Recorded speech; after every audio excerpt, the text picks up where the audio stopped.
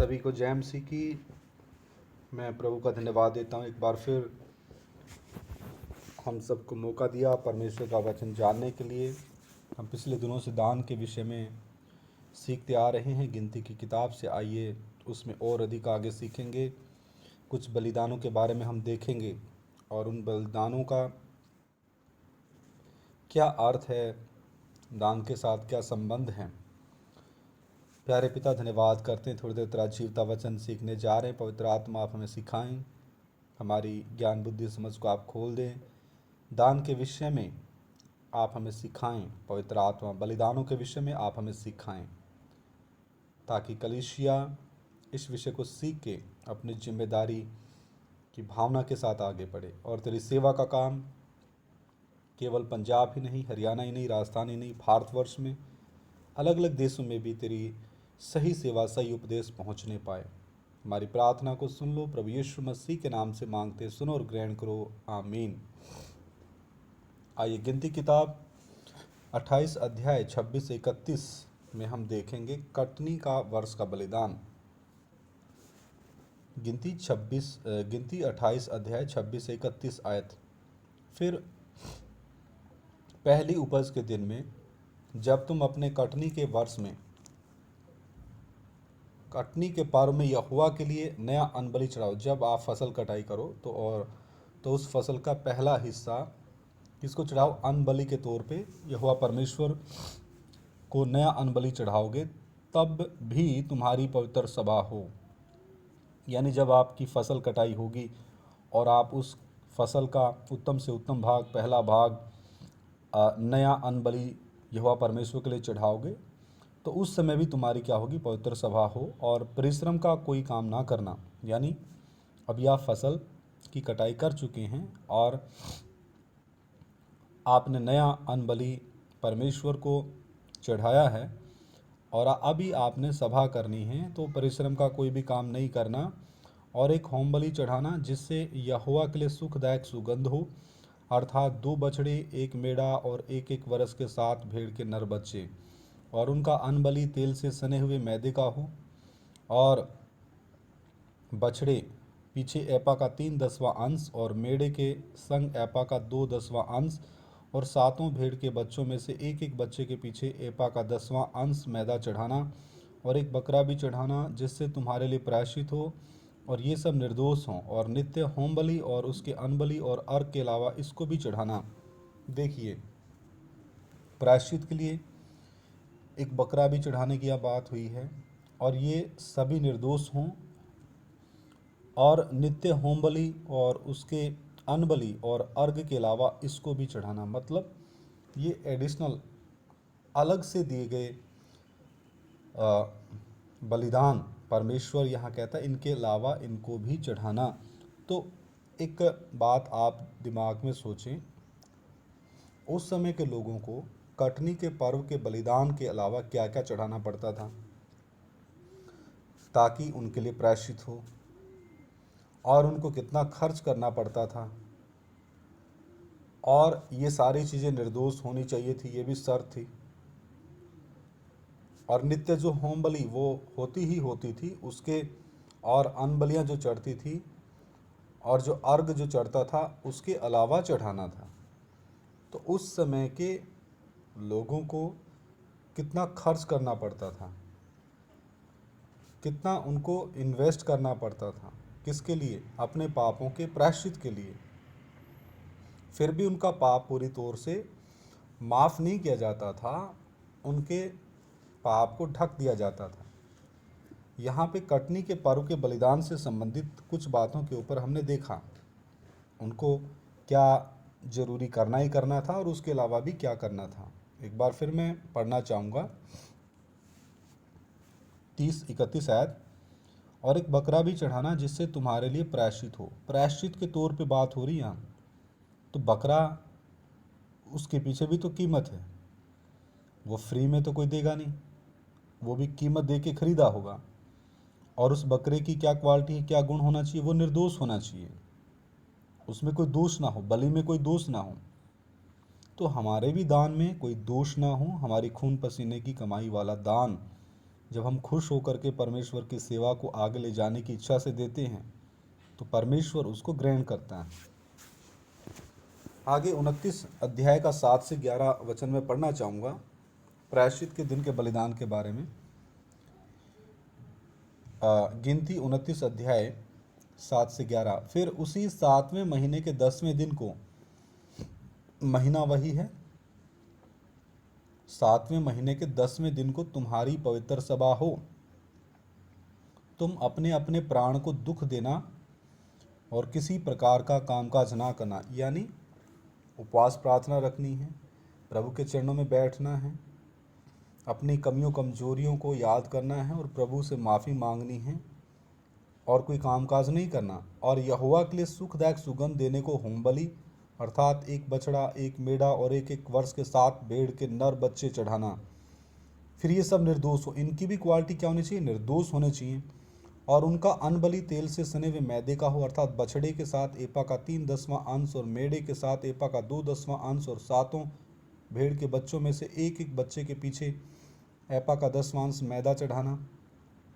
और पाप बलि के लिए एक बकरा भी चढ़ाना। और ये सब प्रायश्चित के पाप बलि और नित्य होम बलि और उसके अन्न बलि के और उन सबों के अर्घों के अलावा चढ़ाए जाएं।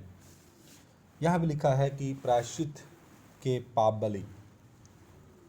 तो मेरे प्रियो, यहाँ प्रायश्चित के दिन के बलिदानों की भी लिस्ट है, उनके अलावा और क्या करना है वो भी बताया गया है, और कोई कामकाज भी नहीं करना है। तो इन्होंने ज़रूर पहले से सारी चीज़ें कामकाज करके प्रबंध करके रखा है, मेहनत मशक्क़त करके रखा है, तब ये जा कर के इन सारी ज़रूरतों का, इन बलियों का प्रबंध करते थे, उनको खरीदते थे, सारे सामान का प्रबंध करते थे, और यहोवा परमेश्वर ने जैसा कहा है याजकों के सन्मुख जा करके वैसे वैसे वो चढ़ाते थे।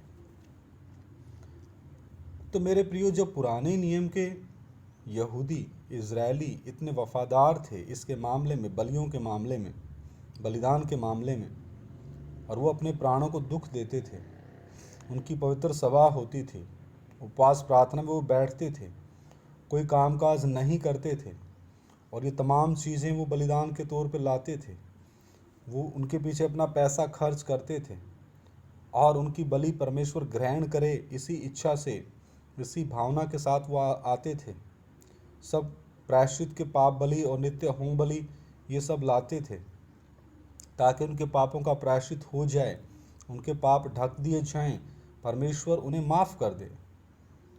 तो उस समय के लोगों के समर्पण को देखते हुए वर्तमान में जो परमेश्वर के घराने में जन्म ली हुई कलीसिया, परमेश्वर के खून से खरीदी हुई कलीसिया, आधुनिक कलीसिया, वर्तमान कलीसिया, उनके विश्वासियों का दान के मामले में क्या दर्जा है, लेवल है, ये आप खुद चेक करें। इसी कारण से नए नियम की कलीसिया दान के मामले में बहुत पीछे, इस कारण से परमेश्वर का सच्चा कलाम उस जगह तक नहीं पहुंच पा रहा है जहां तक पहुंचना चाहिए, जहां तक लोग इंतज़ार कर रहे हैं कि हमें कोई रोशनी दिखाने वाला हो, परमेश्वर का सही कलाम सुनाने वाला हो। तो मेरे प्रियो, समय आया है नए नियम की कलीसिया दान के मामले में भी वफादार हो। हालेलुया। आइए हम 29 अध्याय, गिनती 29 अध्याय 12 से 40 भी पढ़ेंगे। इसमें हम झोपड़ियों के पर्व के बलिदान के बारे में देखेंगे।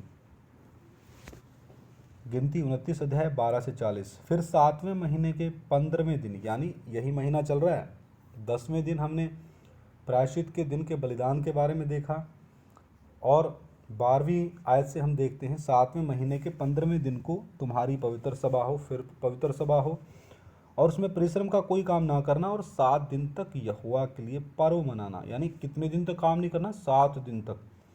तुम होम बलि यहोवा को सुखदायक सुगंध देने के लिए हव्य करके चढ़ाना, अर्थात 13 बछड़े। कितने बछड़े?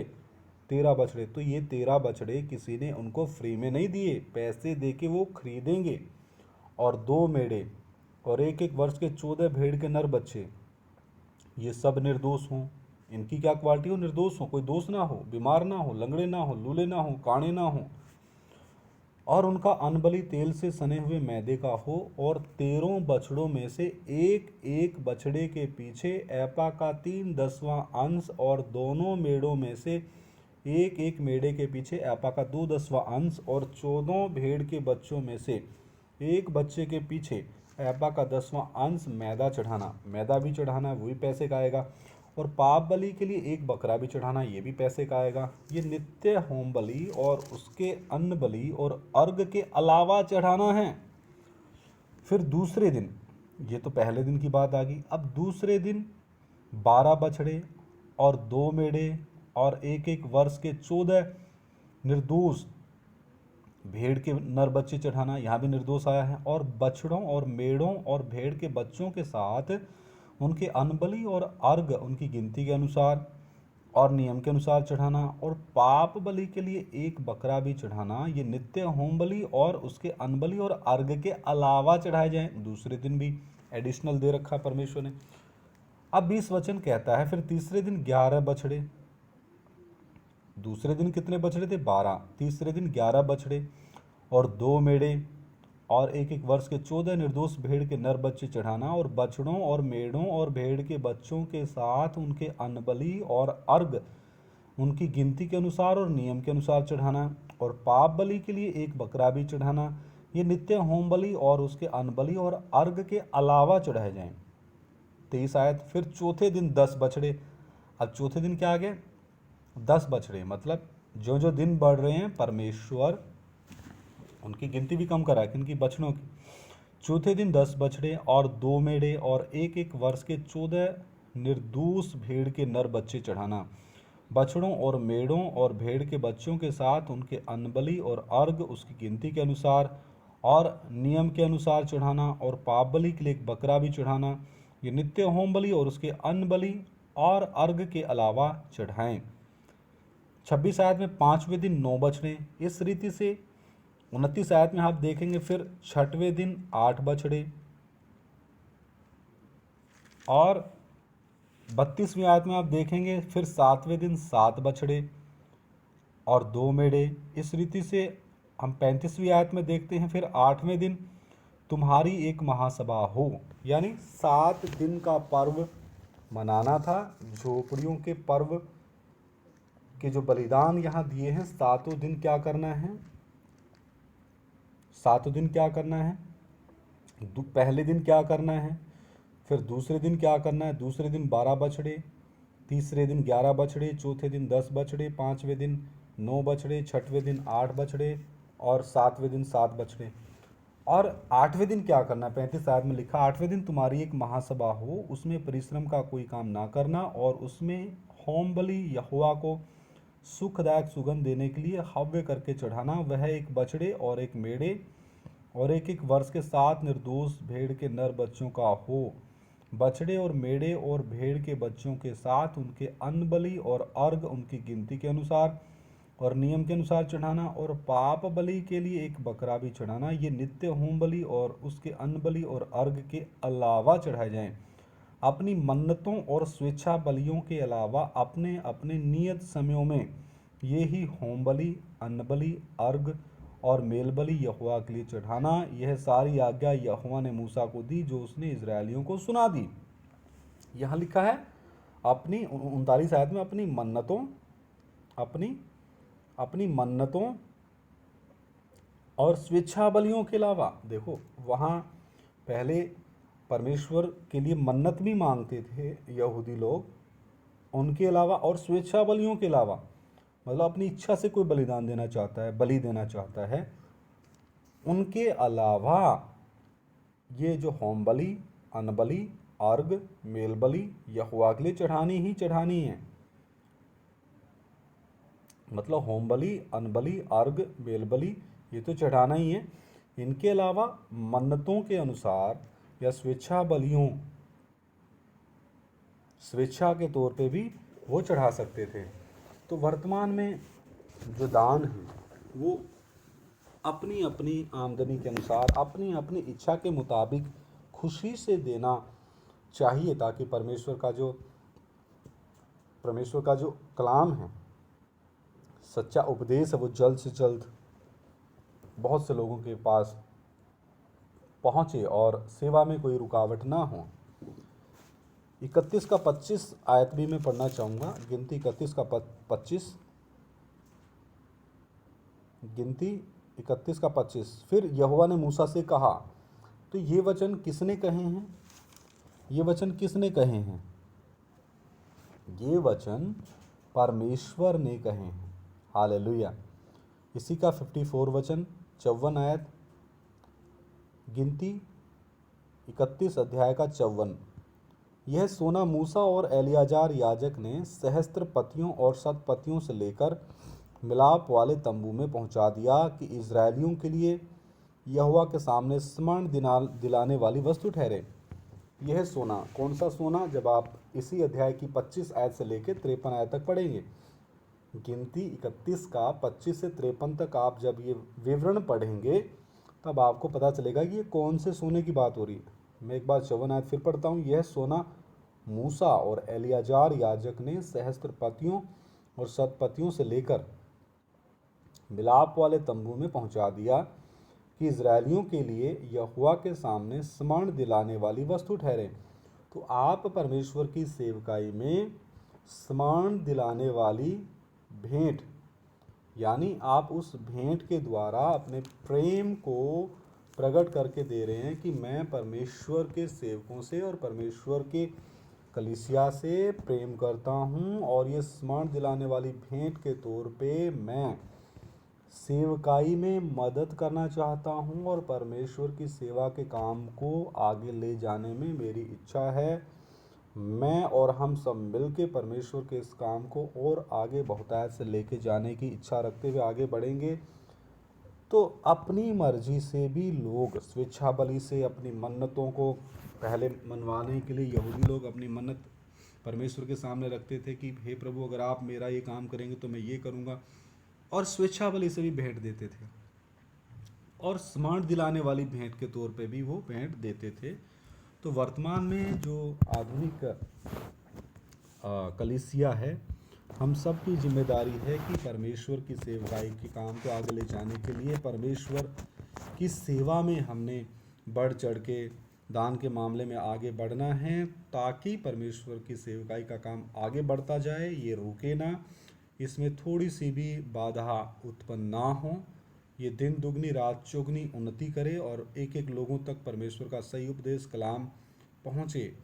ये बलियों का विषय मेरा नहीं था, लेकिन ये एक स्मरण दिलाने के लिए था, ताकि आप इन जो कटनी के पर्व हैं और प्रायश्चित का बलिदान हैं और झोपड़ियों के पर्व का बलिदान है, इनमें लोग कितना देते थे, इनमें लोग कितना खर्च करते थे, इनमें लोग कितना कितना एक इन्वेस्ट करते थे। मतलब इन्वेस्ट, इसका अर्थ है कि इतना पैसा खर्च करके वो सारी चीज़ें खरीदते थे और परमेश्वर की आज्ञा का पालन करते थे। तो वर्तमान में वही परमेश्वर जब देहधारी होकर हमारे पापों और श्रापों के लिए बलिदान हो गया, हमारे जगह पे मारा गया, हमारे जगह पे गाड़ा गया और हमारे जगह पे आत्मा और प्राण अधोलोक की आग में तड़पे तीसरे दिन मुर्दों में से जी उठा, तो उसने हमें अपने घराने में जन्म देने के लिए मौका दिया है। तो उस परमेश्वर के लिए हम आज वर्तमान में दान के मामले में और अधिक बढ़ चढ़ के योगदान क्यों ना दें, और अधिक परमेश्वर के काम को आगे ले जाने में हम क्यों ना आगे आएँ। कलीसिया में हमारे अगुओं के साथ कंधे से कंधा मिला करके और अधिक आगे हम क्यों ना बढ़ें। तो कहने का मतलब ये है, हालेलुया। और इनमें से कुछ बातें जो मुख्य तौर पे देखने की थी कि स्वेच्छा बलि। तो वर्तमान में परमेश्वर का वचन स्पष्ट कहता है, परमेश्वर खुशी से देने वालों से प्रसन्न होता है। तो आइए अपने मनों को तैयार कीजिए, परमेश्वर की सेवकाई में दान के मामले में हम वफादार रहें, और कुरनेलियस की मानिंद हमारी भी गवाही परमेश्वर के स्वर्गदूत दें कि देखो वो दान देने में कितना आगे हैं। और परमेश्वर का वचन भी यही कहता है, सेवा भी कई प्रकार की हैं। वो एक वचन हम पढ़ के प्रार्थना करेंगे।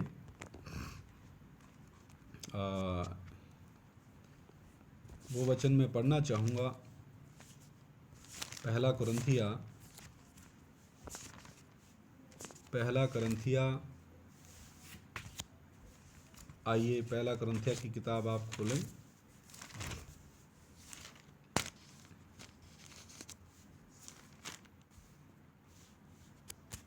हालेलुया।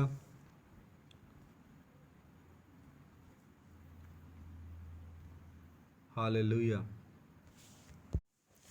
पहला कुरिन्थियर 9 अध्याय में परमेश्वर ने अपने सेवकों के लिए एक व्यवस्था या विधि ठहराई है। पहला कुरिन्थियर 9 अध्याय में आइए हम पढ़ेंगे 13 और 14 वचन। पहला कुरिन्थियर 9 का 13 और 14। क्या तुम नहीं जानते कि जो मंदिर में सेवा करते हैं वे मंदिर में से खाते हैं, और जो वेदी की सेवा करते हैं वे वेदी के साथ भागी होते हैं। इसी रीति से प्रभु ने भी ठहराया कि जो लोग सुसमाचार सुनाते हैं उनकी जीविका सुसमाचार से हो। हालेलुया। तो यहाँ पर परमेश्वर ने स्पष्ट बताया है कि वर्तमान में जो 5 प्रकार के सेवक परमेश्वर ने ठहराए हैं, तो परमेश्वर का सुसमाचार वो सुनाते हैं, तो उनकी जीविका यानी उनकी रोजी रोटी, उनके कपड़े, उनके बच्चों की सारी वो ज़रूरतें, उसके परिवार की जो ज़रूरतें कहाँ से होंगी? उनकी जीविका सुसमाचार से हो। तो मेरे प्रियो, जो 5 प्रकार के सेवक हैं कलीसिया में, तो उनका जो प्रबंध परमेश्वर ने कलीसिया के द्वारा किया है। यहाँ एक बार फिर पढ़ना चाहूँगा, पहला कुरिन्थियर 9 का 13-14। क्या तुम नहीं जानते कि जो मंदिर में सेवा करते हैं वे मंदिर में से खाते हैं, और जो वेदी की सेवा करते हैं वे वेदी के साथ भागी होते हैं। इसी रीति से प्रभु ने भी ठहराया कि जो लोग सुसमाचार सुनाते हैं उनकी जीविका सुसमाचार से ही हो। हालेलुया। तो मेरे प्रियो, कितना वचन स्पष्ट है। तो हम सब ने इस बात का ध्यान रखना है कि जो कलीसिया में परमेश्वर ने ठहराए हुए दास लोग हैं, उनका, उनकी पत्नी बच्चों का, उनकी तमाम ज़रूरतों का ध्यान रखना, ये किसकी जिम्मेदारी है? ये कलीसिया की जिम्मेदारी है, क्योंकि वो प्रभु के द्वारा उनको दिए गए काम को कर रहे हैं। प्रभु ने उनको जो जिम्मेदारी दी है, वो उस जिम्मेदारी में दिन प्रतिदिन आगे बढ़ रहे हैं। इसीलिए हम सब का कर्तव्य है, हम सब की जिम्मेदारी है कि उनको तमाम वो सारी चीज़ें मुहैया कराएं, ताकि वो और अधिक मेहनत मशक्क़त के साथ परमेश्वर की सेवा के काम में आगे बढ़ें, और परमेश्वर का जो सही वचन है, जो परमेश्वर का सही कलाम है, उसको और जल्द से जल्द बहुत से लोगों के पास हम पहुंचाने में सफल हो जाएं, और वो भी उद्धार प्राप्त करें, वो भी सच्चे और जीवते परमेश्वर को जानें, और वो भी मन फिराएं, और वो भी उद्धार प्राप्त करें। हालेलुया। आइए अपने सरों को झुकाएं। एक वचन और मैं पढ़ता हूँ, नीति वचन 21 का 26। नीति वचन 21 का 26। कोई ऐसा है जो दिन भर लालसा ही किया करता है, परंतु धर्मी लगातार दान करता रहता है। और हम धर्मी नहीं थे, बल्कि प्रभु यीशु मसीह के द्वारा हमें धर्मी ठहरा गया। हमें उसने पवित्रताई के वस्त्र पहनाए, उद्धार के वस्त्र पहनाए, और प्रभु यीशु मसीह के कारण परमेश्वर ने हमें धर्मी ठहराया। तो यदि हमें परमेश्वर ने धर्मी ठहराया है, तो हम सब का कर्तव्य है हम अपनी आजीविका के अनुसार परमेश्वर की सेवा के काम को आगे ले जाने की इच्छा रखते हुए हम लगातार दान करने में आगे बढ़ते जाएं। हालेलुया। आइए सर झुकाएं, प्रार्थना करें। महान जीवते परमेश्वर, तेरा धन्यवाद करते इन वचनों के लिए। प्रभु, कलीसिया को दान के मामले में और अधिक आगे बढ़ने के लिए कृपा दे, ताकि तेरी सेवा आगे बढ़े, फैले। एक राज्य नहीं, दूसरे राज्य, तीसरे राज्य, पूरे भारतवर्ष में फैले, और दूसरे देशों में भी तेरी सेवा का काम फैले। सरादर महिमा जुलाल तेरे नाम को देते हुए ये प्रार्थना हमारे उद्धार के कर्ता प्रभु यीशु मसीह के सामर्थी और पवित्र नाम से हम मांग लेते हैं। सुनो और ग्रहण करो। आमीन। जय मसीह की। मारा नाम था।